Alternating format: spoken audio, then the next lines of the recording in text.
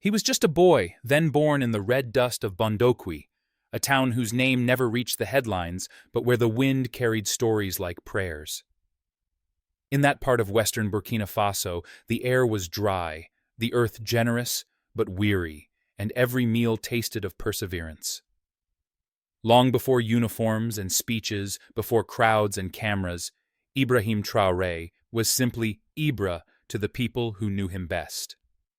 A lanky child with sharp eyes and quiet feet, he watched more than he spoke.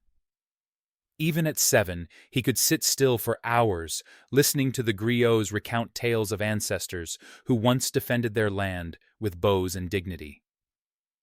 His mother, Fatoumata, kept a woven mat by the kitchen door, where young Ibra often sat chewing roasted maize while memorizing verses from Sankara's speeches she had copied by hand. She told him, "A man's real strength lies not in his arms, but in what he dares to dream." That sentence stayed with him longer than the scent of the wood smoke on his shirt. As he grew, so did his questions. At school, he was often the last to leave, not because he struggled, but because he stayed behind reading old geography books and maps from the library's only locked cabinet. The headmaster, an elderly man with glasses as thick as milk bottles, once caught him there. Instead of scolding, he handed the boy a dog-eared copy of Africa Must Rise and said, "Learn this, but don't just believe it, challenge it."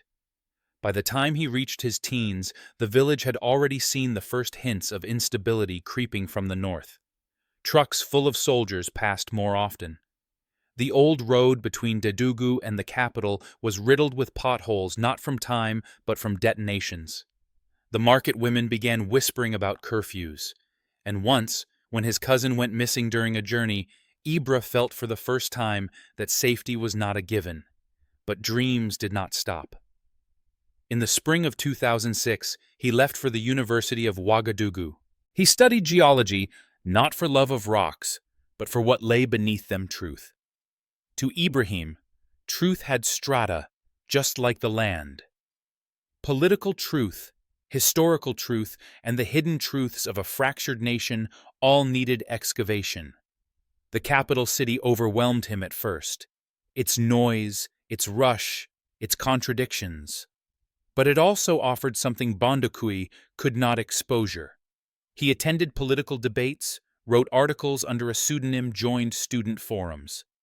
In dusty lecture halls and cafes near the cathedral, he heard students speak in anger and hope about corruption, abandonment, and the ever-fading promise of Pan-Africanism. Then came the protests of 2007. When the military fired into a crowd of unarmed demonstrators, Ibrahim was not in front of the cameras, but he was there. Watching, taking notes, holding the hand of a wounded boy until the ambulance came. That night he stayed up writing. By morning, he had submitted an application to the National Army. His mother cried when she found out. "You are not a killer," she told him. He replied, "Then let me go and become a shield." Training was harsh. He graduated from the Georges Namonal Military School in the south with distinction, though many doubted he would make it. He wasn't the loudest. He didn't drink. He didn't gamble. But he listened. When others were exhausted, he read. When others fought for rank, he studied formations, read military ethics, and volunteered for extra duty. What most people missed was this: he wasn't trying to be better. He was trying to understand.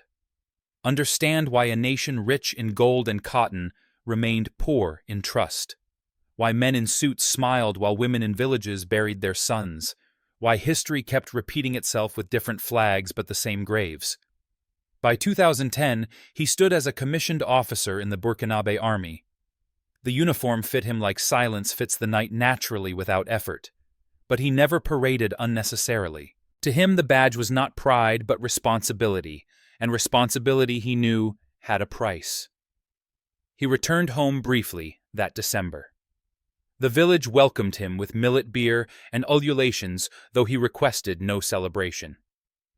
That evening, he sat with his mother under the neem tree beside their compound. She handed him a cloth-wrapped book, her old Sankara transcripts. "You leave again tomorrow?" she asked. "Yes. Promise me something." What, don't return just as a soldier? That would be easy. Come back as someone who changed something. He didn't answer, not with words. He simply placed her hand over his heart and held it there. That was the last night he spent in Bondokuy as an ordinary man. The night before he left his village to join the army, his mother whispered, "Do not come back merely as an officer." In the burning heat of northern Mali, the air was thick with dust and questions. Every morning began the same, the sound of distant echoes either from prayer or gunfire. The soldiers stationed there no longer asked which. By the time Captain Ibrahim Traoré arrived in the spring of 2018 as part of the United Nations peacekeeping mission, the desert had already buried too many dreams. He was 30, still young, but his eyes had already begun to change. They no longer wandered. They calculated. Each gaze swept the horizon like a silent radar reading shadows, anticipating movement. His platoon, a mix of Burkina and Senegalese troops, respected him not because he was the loudest, but because he remembered every name, every wound, every silence between commands. Kidal, Gao, Timbuktu, the names floated in the air like ancient chants, but the reality on the ground was anything but sacred. Armed groups, jihadists, traffickers, they melted into villages like salt in water. No clear enemy, no defined line. Just sand suspicion and the heavy weight of being expected to protect without being allowed to fight. The French commanders were cautious, too cautious. They saw enemies, yes, but they also saw politics. Traoré saw people. Children too small to carry buckets forced to carry rifles. Women planting millet near minefields. Old men praying in mosques that trembled with each passing helicopter. In one village near the Niger border, they found a school turned into a weapons cache. As the team secured the area, Traoré found a tattered notebook under a chalkboard. On the last page, a child had drawn a soldier with wings. Underneath it, a single line, "Save us before we disappear." He carried that notebook with him from then on. Then came Awa. It was meant to be a routine sweep. The village of Tagunsa had reported unusual movement in the surrounding hills. When Traoré's team arrived, it was quiet. Too quiet. Doors were shut, livestock gone, children absent. They split into units sweeping street by street. At the far end, near a collapsed granary, he found her no more than 8 years old, hidden under a broken cart lips, cracked, holding the hand of her lifeless brother. She didn't scream, didn't cry. She just looked at him. And in that look, he saw all the reasons why uniforms should not be worn lightly. He called for a medic, wrapped her in his jacket, and whispered words she didn't understand, but words that mattered. Then the ambush came. Bullets rained from the hills. His men took cover behind walls and abandoned trucks. The French air support was delayed. Communication was jammed.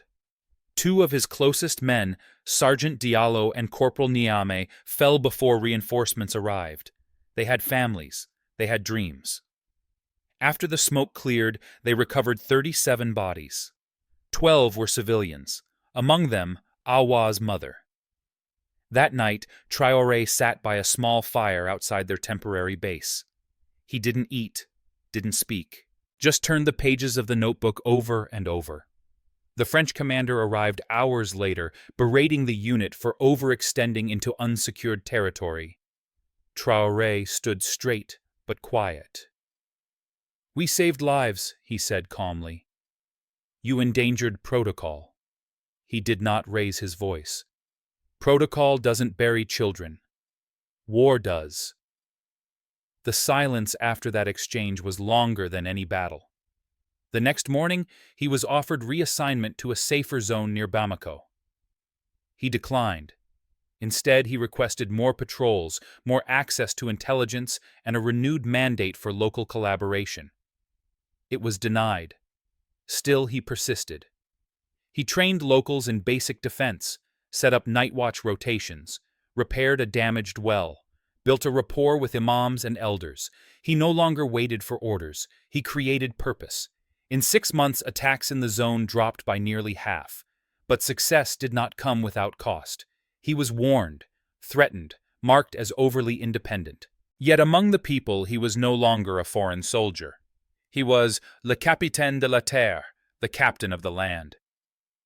Before he left Mali in late 2018, the villagers gathered to gift him a carved stick, a traditional symbol of peace and strength.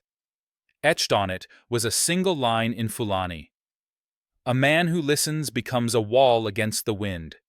He returned to Burkina Faso not as a hero, but as someone who had seen the veil lift.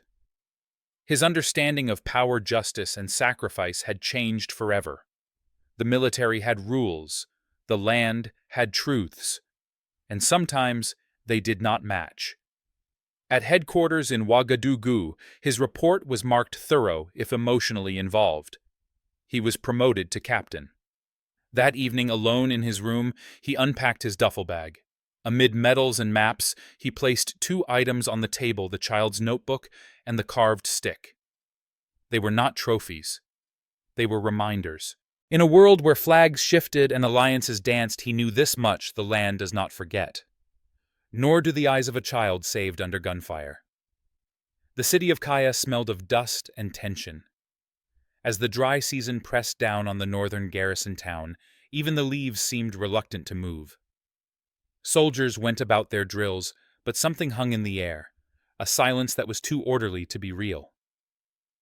Captain Ibrahim Traoré, recently returned from Mali and freshly promoted, had been appointed head of the artillery regiment in Kaya.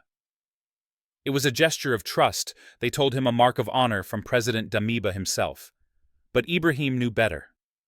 Power never moved without reason, especially not in a country where uniforms had become more political than ceremonial. Paul-Henri Damiba had been his senior, his mentor even. A man of composure, strategy, and lately growing isolation. In early 2022, Damiba had led a military coup promising to restore order after the civilian government failed to tackle jihadist violence. The people had clapped. For a moment they had believed. But months passed, and attacks increased. Villages burned. Farmers fled. The same promises echoed stronger than ever, yet emptier.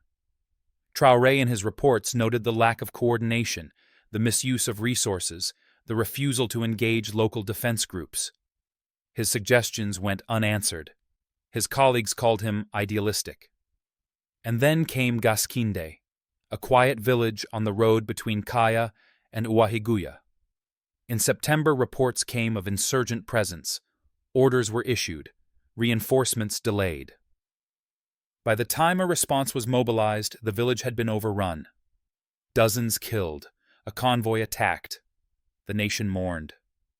Traoré was livid.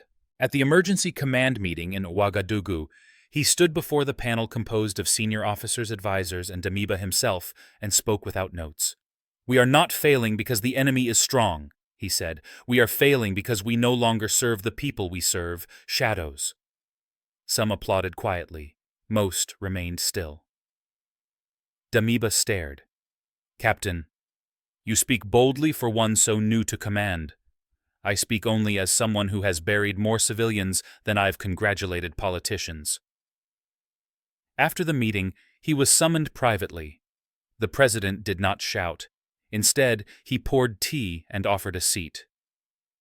"You are passionate, Ibrahim. That's rare. But this country does not need passion. It needs order." With respect, Traoré replied, "We've had order. The people are still dying." That night in Kaya, a quiet delegation of junior officers came to his quarters. They had no agenda, just concerns, worries, hopes. One of them, Lieutenant Suleiman, said it plainly: "We believe in you.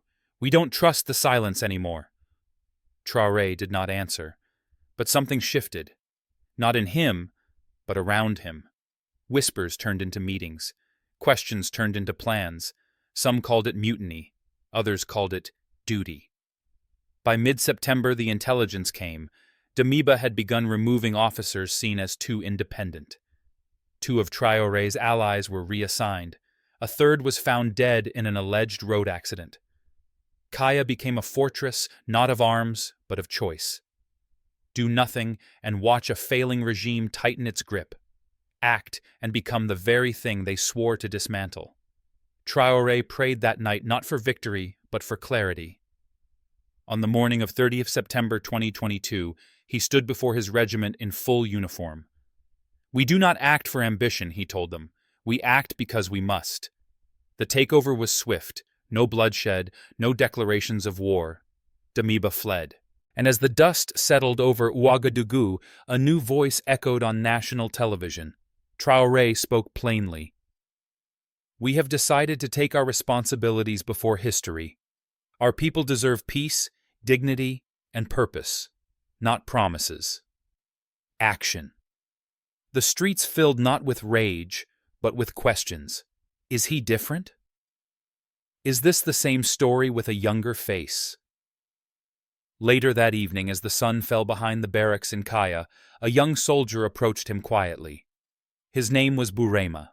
He had served under both Damiba and Traore. He saluted, hesitated, then asked, "Captain, do you think they'll call this betrayal?" Traore looked away into the wind.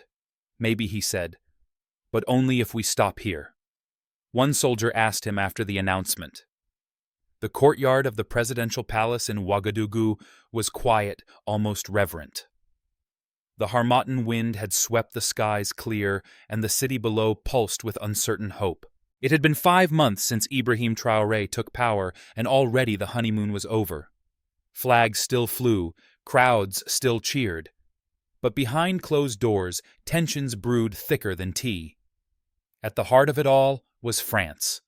The former colonial master had for decades maintained a firm, some would say suffocating grip on Burkina Faso's affairs. Economic partnerships, military assistance, political advice. All under the guise of cooperation, yet few in the capital believed it was altruistic.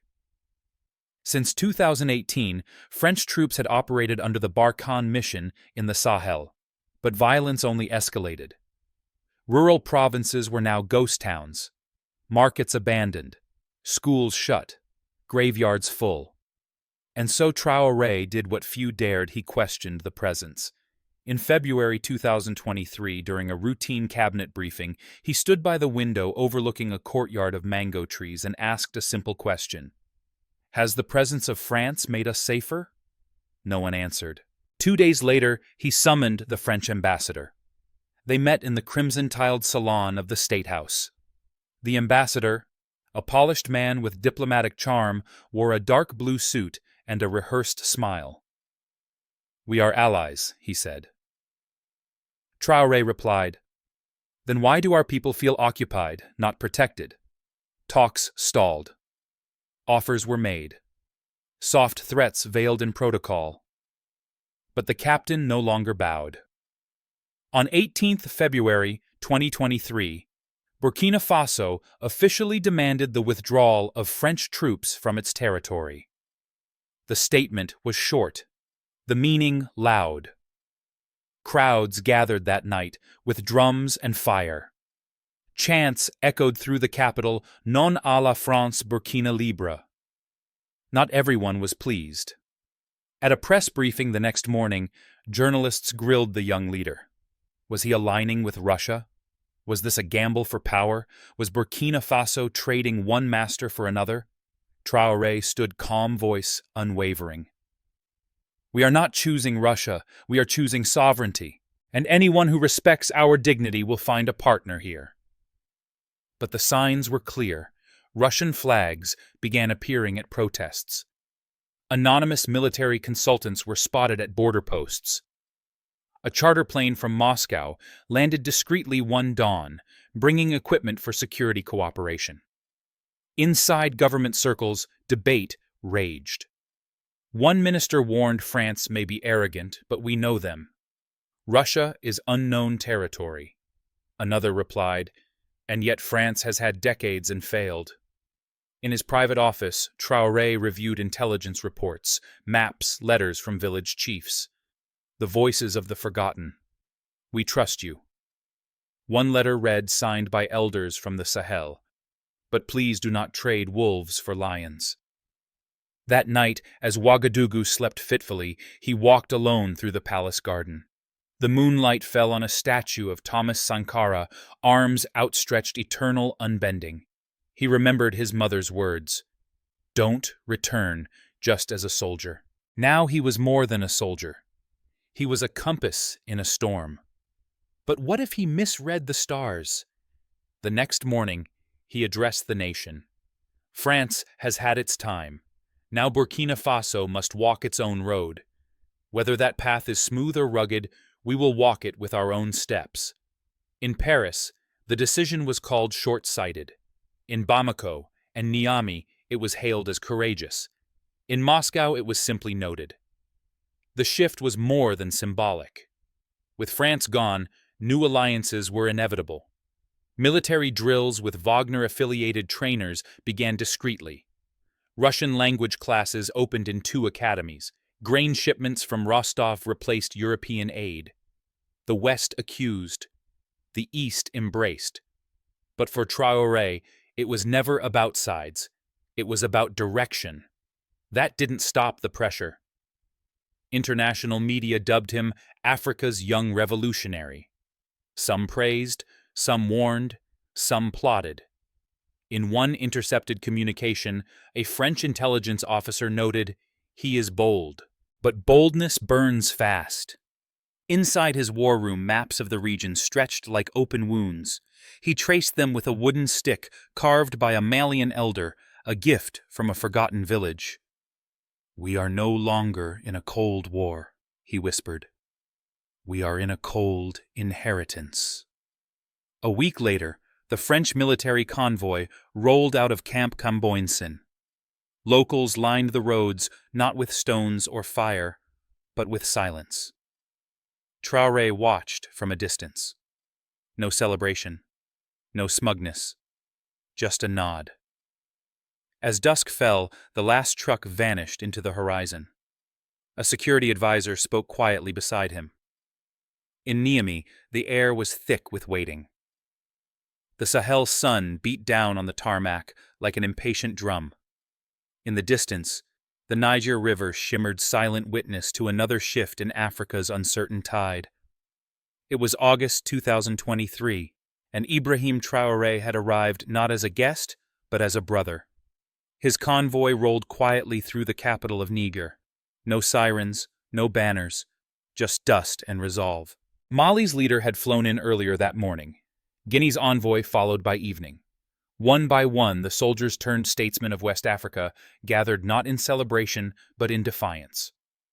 Weeks before, Niger had witnessed yet another coup. President Mohamed Bazoum had been deposed by his own guards. The international community erupted sanctions, condemnations, warnings. ECOWAS threatened military intervention. France voiced outrage. The African Union debated. The people marched. But here, inside a modest conference hall lined with fans instead of chandeliers, a new conversation was unfolding. Traoré sat at the long wooden table, his hands clasped, eyes still. Across from him, Colonel Assimi Goïta of Mali spoke first. "They say we are adventurists, that we crave power." "They said the same of Sankara," Traoré replied softly. A chuckle. A pause. Then seriousness returned. "What do we believe?" asked Captain Abdurrahman Tiani of Niger. "Are we just 3 islands isolated, or are we the beginning of something else?" Traoré looked at the map spread before them. Not the printed borders, but the bloodlines, the trade routes, the ancestral echoes. "We are the answer to a question our people have asked for too long," he said. "Can Africans protect Africans?" Over the next 2 days, talks stretched. Old suspicions surfaced. Cultural tensions simmered. Yet something unspoken held them together, survival. They knew the odds. They knew the whispers from New York, Paris, Abuja. But they also knew the weight of standing alone. So they chose not to. At the close of the summit, A statement was read not from a diplomat, but from a village chief flown in from Burkina's east. We have seen the promises of suits. Now let us witness the promises of boots. The applause was not thunderous. It was steady, like footsteps forming rhythm. Thus the alliance of Sahel sovereigns was born not with fanfare, but with fire in the gut. The declaration was simple. Any attack on one would be seen as an attack on all. Intelligence would be shared, borders defended jointly, political will forged together, outside crowds gathered, not to protest, but to watch. Old women in head wraps, young men with calloused hands, children clutching portraits of the leaders they'd once only seen on phones. That night, as drums sounded from neighborhood courtyards, Traore stood alone on the hotel balcony. Below him, Niamey pulsed with uncertain celebration. A journalist had asked him earlier, "Are you building a new block or a new battlefield?" He had answered, "We are building a backbone." Still, he could not sleep. In the quiet of his room, he read the names of the villages attacked in the last month. One caught his eye, Ouagadougou. He remembered walking there as a cadet. A woman had given him water, told him, "When your weapon becomes heavier than your conscience, it's time to lay it down." He whispered that line now as a prayer. The next morning, the three leaders returned to the hall, this time without aides, no papers, just three men facing one another. "What happens when we're gone?" Goita asked. "Will the alliance last?" Traore answered without hesitation. "If it is built on fear, no. If it is built on shared pain, maybe. But if it is built on hope and held by discipline, it will outlive us." They nodded. At the closing press briefing, Traore stood before the microphones, his voice steady. "We are not rebels.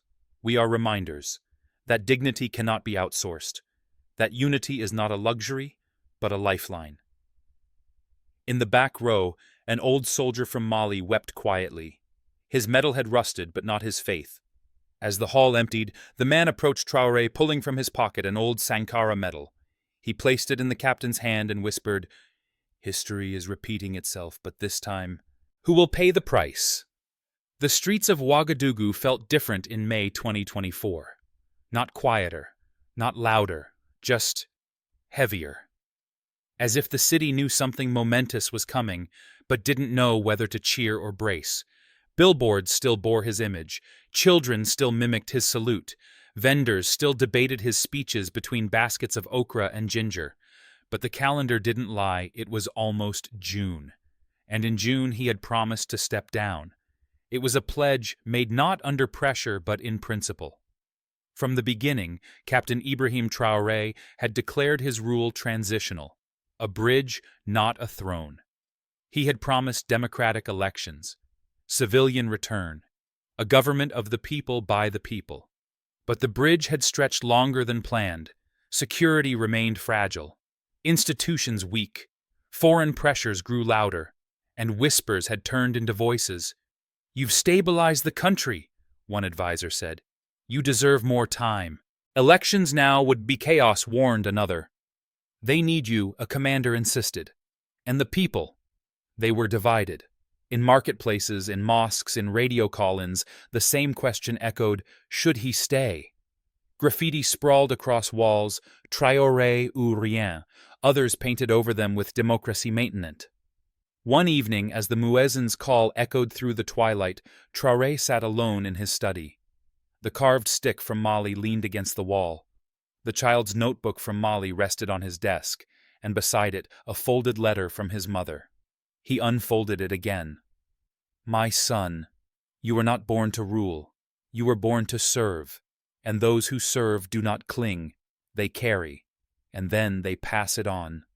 He closed his eyes. The decision weighed heavier than any rifle. On 25th May, he convened the High Council. Around the table sat generals, ministers, civil society leaders. "I stand at a crossroads," he began. "One path is paved with applause, the other with silence. But only one leads back to dignity. Some urged a referendum, others a delay. A few remained mute, unwilling to choose, but Traoré had already chosen." The next day he addressed the nation. Broadcast live across the country, the speech was short, measured, almost quiet. "I came not to rule," he said, "but to repair. Now the tools belong to you." The reaction was swift. Crowds gathered not to riot, but to weep, some in joy, some in fear, all in awe. In the north, a farmer named Mamadou turned off his radio and said to his son, "That's a man, not a leader.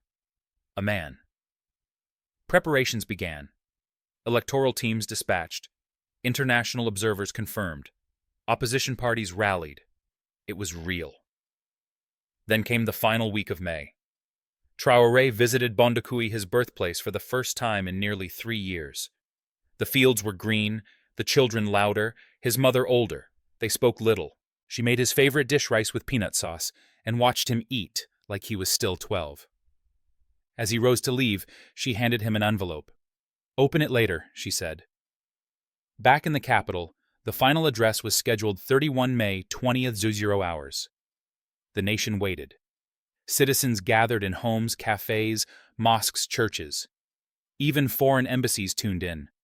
Social media pulsed. Streets quieted. At 19:57, the presidential seal appeared on screen. Then his face. He looked older than 35. Not from age, but from weight. He began, "Brothers, sisters. We are not defined by how long we hold power. We are defined by what we do with it. If I leave now, I leave with wounds, with regrets, with things unfinished. But I also leave with my honor intact. And that matters more than any title." He paused. "I will not seek extension. I will not be a president forever. I will be a citizen again. And if called, I will serve again. But only as one of you." Behind him, a Burkina Faso flag fluttered gently. He took a breath, prepared to say more. But the screen flickered. Static, then black. Across the country, the feed cut. In homes, silence. In cafes, gasps. Phones rang, channels scrambled. The signal did not return. The speech was never finished. And across West Africa, millions sat frozen, asking the same question: did he just disappear, or was that the end he always intended?